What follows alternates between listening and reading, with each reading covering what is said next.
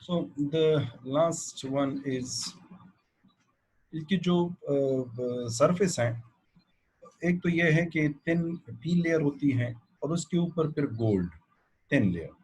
तो अब अगर इसको आप ओपन छोड़ दें तो तब भी मसला है, क्योंकि प्योर गोल्ड होती है तो फिर ऑक्सीडेशन का मसला होता है। द नेक्स्ट वन, अगर इसको आप टच भी कर लें सरफेस को किसी चीज के साथ तो ये डैमेज हो जाता है। सो डैमेज का मतलब ये कांटेक्ट लॉस हो जाता है। तो इस वजह से ये बहुत ही ज्यादा सेंसिटिव होती है। और इसकी एक ड्रॉबैक ये है कि इसकी सेंसिटिविटी, क्योंकि अगर इसके ऊपर आप कोई भी कोई और एक्सपेरिमेंट करेंगे, जिस तरह हम करते हैं, सेंटीलेटर को भी यूज कर सकते हैं इस पे, तो मसला ये होता है कि इसकी सेंसिटिविटी नहीं ज़्यादा हो जाती है because of this fragile situation, कि इसकी कंटेक्ट्स टूटने का मसला होता है। तो इसलिए काफ़ी केयर से इसको करना, जिसको हम कह सकते हैं दिस इज़ एन डिसएडवांटेज। क्योंकि अगर आप किसी ऐसे एक्सपेरिमेंट करते हैं जहाँ पर वाइब्रेशन मौजूद है और वाइब्रेशन इतनी हो कि वो जाकर इसकी सरफेस लेयर को डैमेज करे, सो ये यूजलेस डिटेक्टर्स है। सो this is one of the potential disadvantage of these detectors. और दूसरा, हाई लेवल नाइज इसकी होती है, क्योंकि एंट्रेंस विंडोज काफ़ी ज़्यादा थिन होती हैं विजिबल लाइट के लिए, तो वहाँ पर एक बैकग्राउंड सिचुएशन क्रिएट हो सकती है। So the next one is the silicon lithium drifted silly detectors. Silicon lithium drifting, you know the process. And silicon lithium is alkali. So for surface barriers and diffuse junction detectors, the sensitive region, that is the actual size of the detector, has an upper limit of about 2000 micrometer. अब मसला ये है कि detector का जो active volume है वो basically ये x नॉट है। तो चाहे वो सरफेस बैरियर डिटेक्टर हो या वो डिफ्यूज जंक्शन हो, इससे पहले जो हम पढ़ चुके हैं, इसकी एक लिमिटेशन है कि इसका जो मैक्सिमम साइज है वो 2000 माइक्रोमीटर होता है। This limitation effect the maximum energy of a charge particle that can be measured. अब मसला ये है कि ये इतना कम है कि अगर कोई भी चार्ज पार्टिकल जिसको हम इससे डिटेक्ट करवाते हैं, उसकी एनर्जी अगर इतनी हो कि वो जाकर इस 2000 माइक्रोमीटर में स्टॉप ना हो सके, तो उसके लिए ये डिटेक्टर एक विजिबल डिटेक्ट हो जाता है विदाउट एनी इंटरेक्शन। वो चला जाता है, इस डिटेक्टर से पास हो जाता है without any interaction. So this is a limitation. अब for example, for electrons in silicon, the range of a 2000 micrometer corresponds to about 1.2 mega electron volt. For proton, the corresponding number is 18 mega electron. For alphas, 72 mega electron volt. अब अगर silicon को हम देखें और इस 2000 micrometer, चाहे वो diffusion है या वो दूसरा है सरफेस बैरियर है, इसमें जो 2000 माइक्रोमीटर है, इस रेंज में 1.2 मेगा इलेक्ट्रॉन वोल्ट इलेक्ट्रॉन सिर्फ डिटेक्ट हो सकता है। अगर for example 1.3 mega electron volt हो या उससे ज्यादा हो, for example 2 mega electron volt अगर एनर्जी इलेक्ट्रॉन की हो जाए, तो सरफेस बैरियर डिटेक्टर और डिफ्यूज डिटेक्टर से हम इसको डिटेक्ट नहीं कर सकते। In the same situation proton की, proton 18 mega electron volt is 2000, that is the maximum. अगर वो 19 एंड सो ऑन उस पे जाता है, no, it's not possible to detect the protons. And the alpha, if it has 72, तो ये possibility है, लेकिन maximum है। और अगर 72 से ऊपर चला जाए, फॉर एग्जांपल 100 पे चला जाए या 180 मेगा इलेक्ट्रॉन वोल्ट पे चला जाए, तो अल्फा पार्टिकल भी इन डिटेक्टर से हम डिटेक्ट नहीं करवा सकते। तो द लेंथ को बढ़ाना बहुत इंपॉर्टेंट है कि अगर हम ज़्यादा एनर्जेटिक रेडिएशंस को डिटेक्ट करना चाहें, the length of the sensitive region can be increased if lithium ion are left to diffuse from the surface of the detector towards the other side. अब एक और टेक्निक है कि जिसमें हम इस एक्टिव वॉल्यूम जो x नॉट है, इस रीजन को हम बढ़ा सकते हैं। और उसके लिए क्या है कि अगर आप जो लिथियम है आयन को, उसको आप डिफ्यूज करवा सकते हैं। अगर लिथियम आयन को सिलिकॉन में डिफ्यूज करते हैं तो वो जाकर ट्रेवल करता है इस सिलिकॉन में, and then we have the situation for the increase x not region. Procedure क्या है? This process has been used successfully with silicon and germanium. Germanium का तो ऑलमोस्ट खत्म हो चुका है, तो उसकी वजह है, लेकिन सिलिकॉन किसी हद तक अभी तक जारी है ये silicon drift, and has produced the so-called silicon, that is a silly pronounced, and that is the jelly, germanium lithium pronounced the jelly semiconductors. So lithium drifted detectors have been produced with a depth up to 5 millimeter in the case of silicon lithium detectors, and up to 12 millimeter in the case of germanium lithium detectors. अब वो micrometer में है और ये millimetre में है, तो ये जो लिथियम ड्रिफ्टेड सिलिकॉन में है वो 5 मिलीमीटर तक जा सकते हैं, और मोर देन डबल जो है अगर जर्मेनियम में हो तो वहां पर एक्टिव वॉल्यूम बन सकता है। सो the lithium is an n type impurity, that is the donor one, क्योंकि डेफिनेटली लिथियम अगर इसकी कॉन्फ़िगरेशन आप देख लें, सो 3 इलेक्ट्रॉन्स हैं तो 2 और 1 फ्री होता है, तो इसका मतलब है ये डोनर इंप्योरिटी है, तो एन टाइप इसकी बिहेवियर आती है with a high mobility in silicon, और इसकी जो मोबिलिटी है सिलिकॉन में वो बहुत ज्यादा है, एंड जर्मेनियम में भी। So the drifting process consists of two major steps. The first, formation of the NP junction by lithium diffusion. NP junction बन जाता है, उसी तरह एक से हम स्टार्ट करते हैं, और इसमें ये फॉर एग्जांपल अगर हमने उधर एन टाइप लिया था सिलिकॉन का, और उसके ऊपर हमने सरफेस लेयर बना दी थी पी टाइप की बाय एक्सपोजर थ्रू ऑक्सीडेशन। यहाँ पर ये है कि हम एक लेंगे, फॉर एग्जांपल अगर हम पी टाइप ले लें और उसमें हम लिथियम को अगर हम वो करें डिफ्यूज करें, then there is a possibility that NP junction will be made.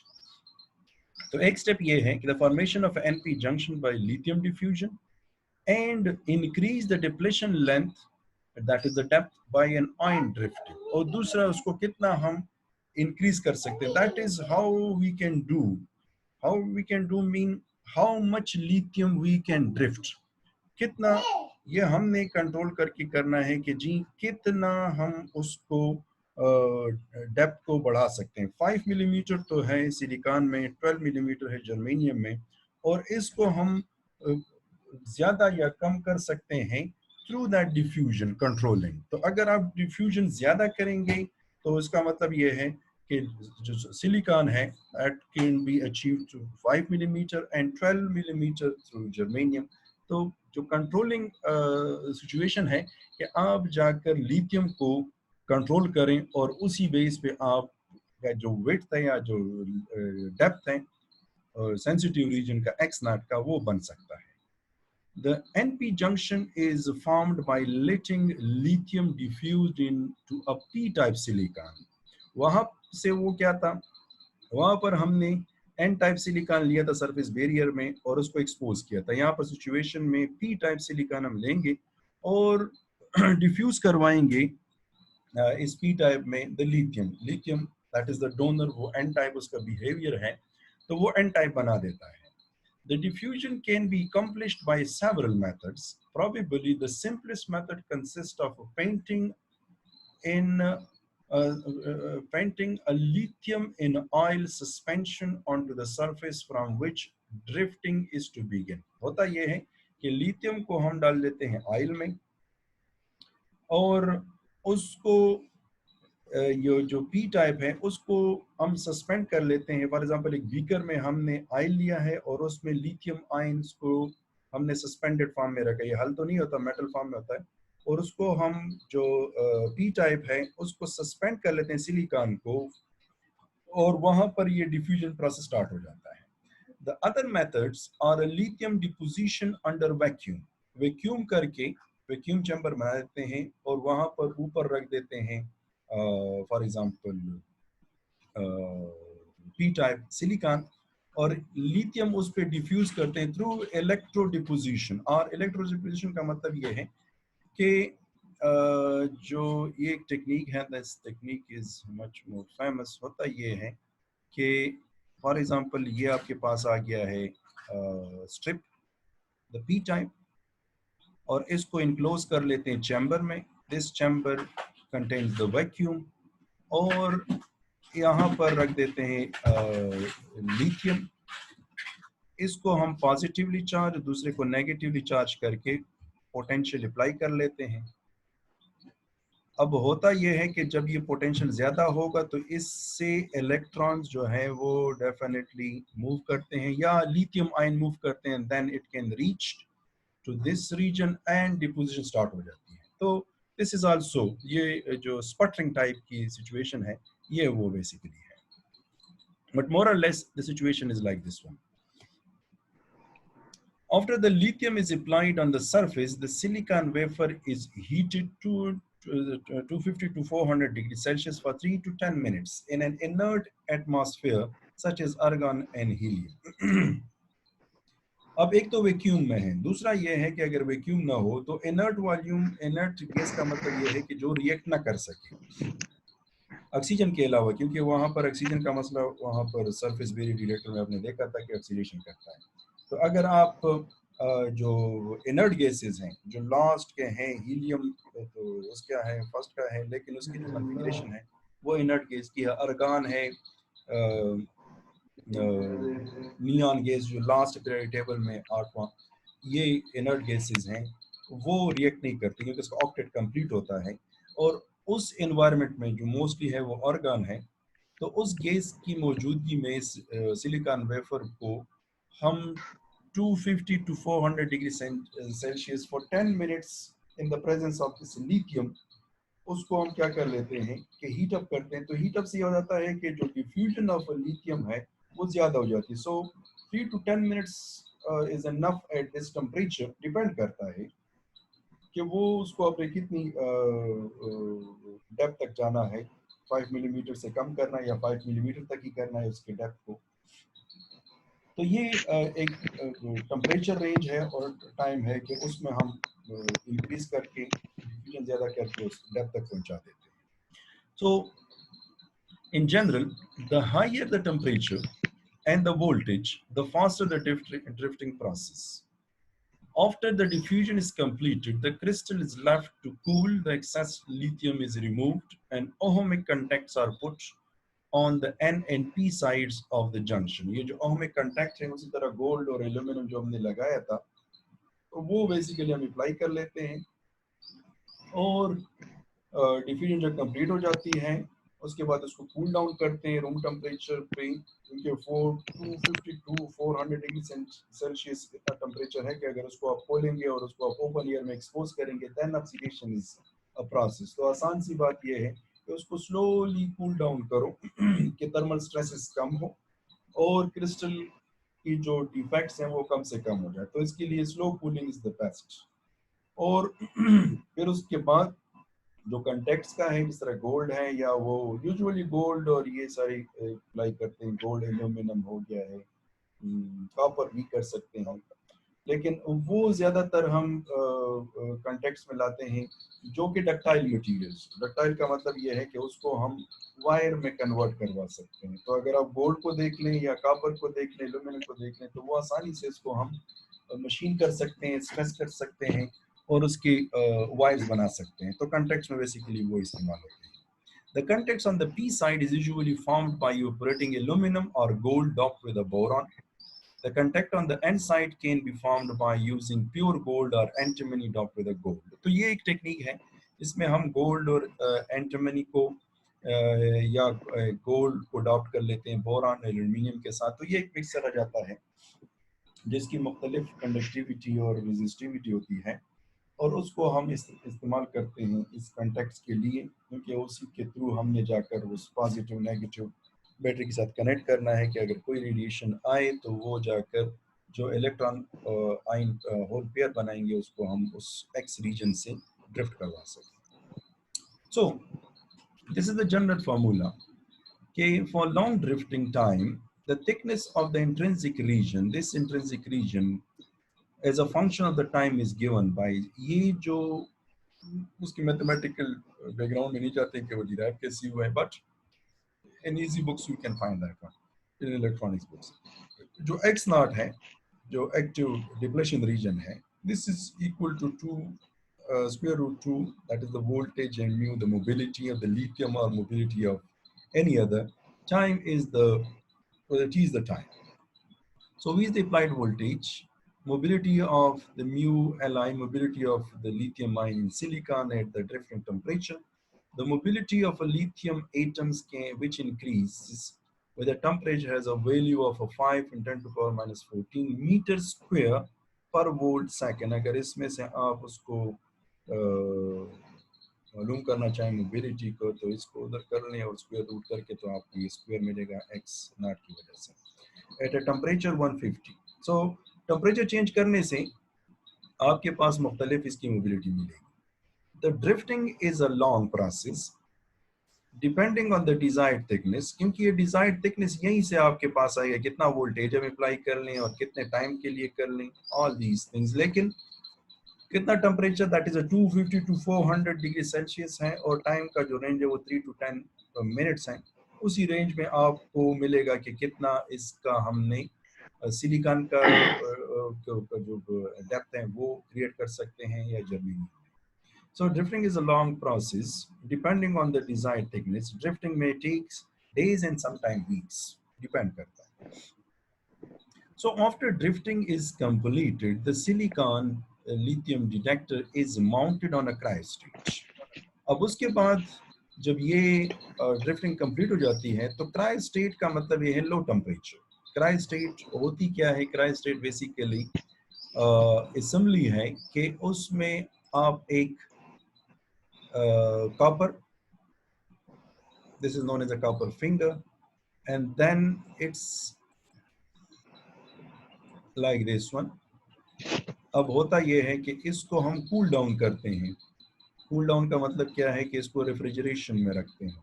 For example helium gas refrigeration हम इस्तेमाल करते हैं और इसको इनक्लोज कर लेते हैं लाइट के लिए और वैक्यूम चैम्बर के लिए. अब जब कूल डाउन करते हैं तो अगर लिक्विड नाइट्रोजन है तो 77 केल्विन तक हम जा सकते हैं कि अगर हम नाइट्रोजन गैस इस्तेमाल करें.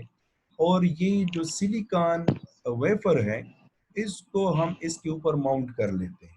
माउंट का मतलब ये है कि इसके ऊपर इसको हम रख देते हैं कि ये कूल डाउन हो. और कूल डाउन कितना हो? 77. ठीक है, क्योंकि अब ये जो थर्मल एजिटेशन है इसका जो बैंड गैप है वो इतना कम है कि वो इवन थर्मल एजिटेशन भी जाकर इसमें इलेक्ट्रॉन होल पेयर क्रिएट करवा सकते हैं. तो जितना इसको हम कूल डाउन रखेंगे उतना ही जो लीकेज करंट है उसका मामला नहीं चलेगा.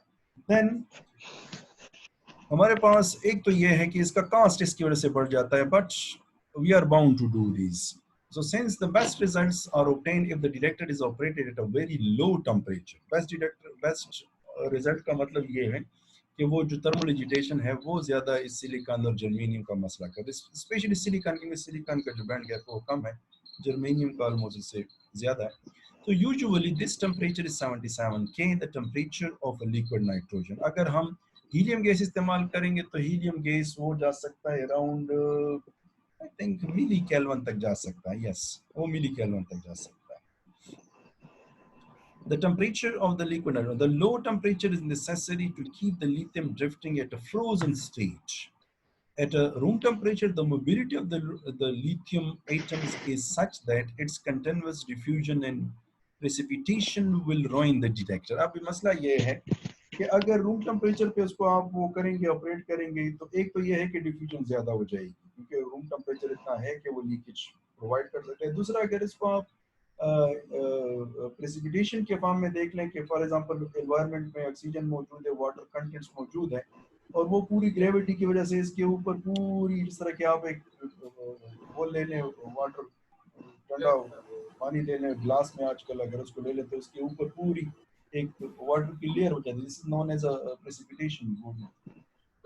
या जो ड्यू ड्रॉप्स हैं, स्पेशली जो सर्दी में ड्यू ड्रॉप्स आप बाय वो करते हैं, this is because of the precipitation.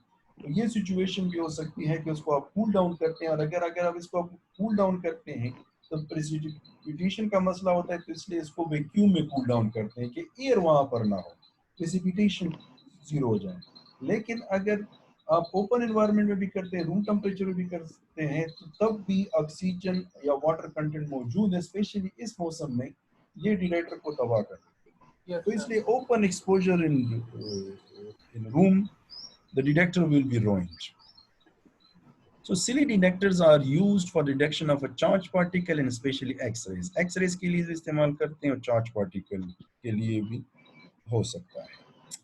So this is just a question कि how long will it take to obtain an intrinsic region? Now for 1.5 millimeter, हम 5 millimeter तक जा सकते हैं, लेकिन अगर हम 1.5 millimeter वो हो thickness हमें चाहिए, जो active region है, in a silicon wafer drifted at 150 degrees Celsius under a reverse bias of this voltage.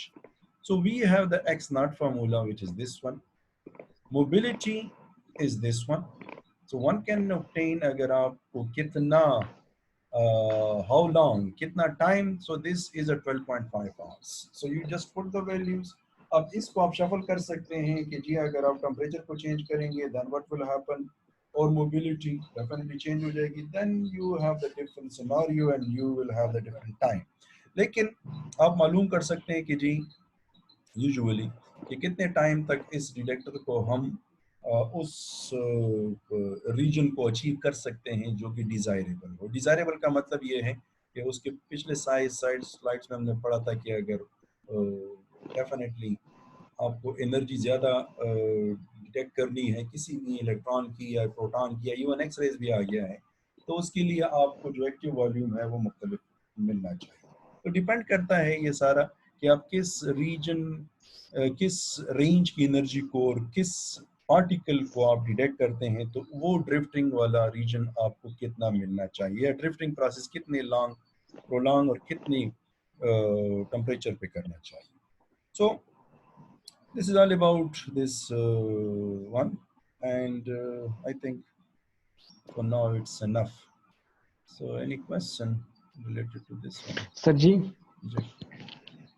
Sir, په میډل کې سر زموږ سیګنال لګ دغه شو کلاس مو نه غوښه. سر دا کوېسچن چې دا ډیټیټر چې کومو دا یو په اپر سایډ مونږ په پیور بورډ نه کړو. Speak loudly.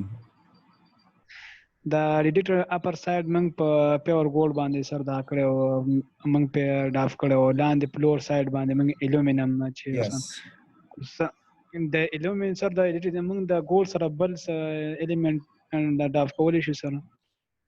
कर सकते हैं, लेकिन मैंने आपको कहा है कि डक्टाइल हो. Yes ductility is important.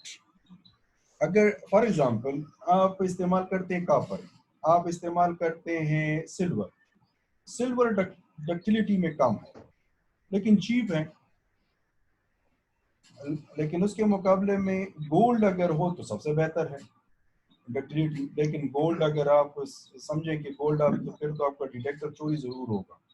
ठीक है, तो मसला ये है कि आप इस्तेमाल कर सकते हैं, लेकिन शर्त क्या है कि वो मटेरियल डक्टाइल. अगर डक्टिलिटी उसकी नहीं है तो नो, वी कैन नॉट, क्योंकि आप उसके कंटेक्ट्स बनाते हैं ना, तो कंटेक्ट्स आप जहन में रख लें कि कॉपर वायर आप जितना प्योर इस्तेमाल करते हैं तो उतना उसके डक्टिलिटी ज़्यादा है, उतनी उसकी बेंडिंग और वो आसानी से हो सकती है और वो जाकर उस जगह पर लग सकते हैं जहाँ पर डिज़ायर. लेकिन अब अगर आप उसको इस्तेमाल करते हैं फॉर एग्जांपल सिल्वर को, then what will happen, silver ये जो वायर जो आपकी वायरिंग हुई है वो सिल्वर में है, लेकिन घर के अंदर जितने भी सिल्वर इस्तेमाल हम नहीं करते क्योंकि वो डक्टाइल है, क्योंकि आपने हर एक जगह पर वायर को मोड़ के ले जाना होता है, तो मसला हो जाता है. तो ductility is important ji.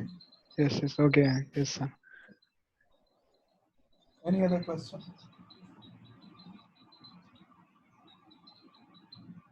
No? Okay, if no, then we will stop it here, right? So okay, see you on Friday. Yes.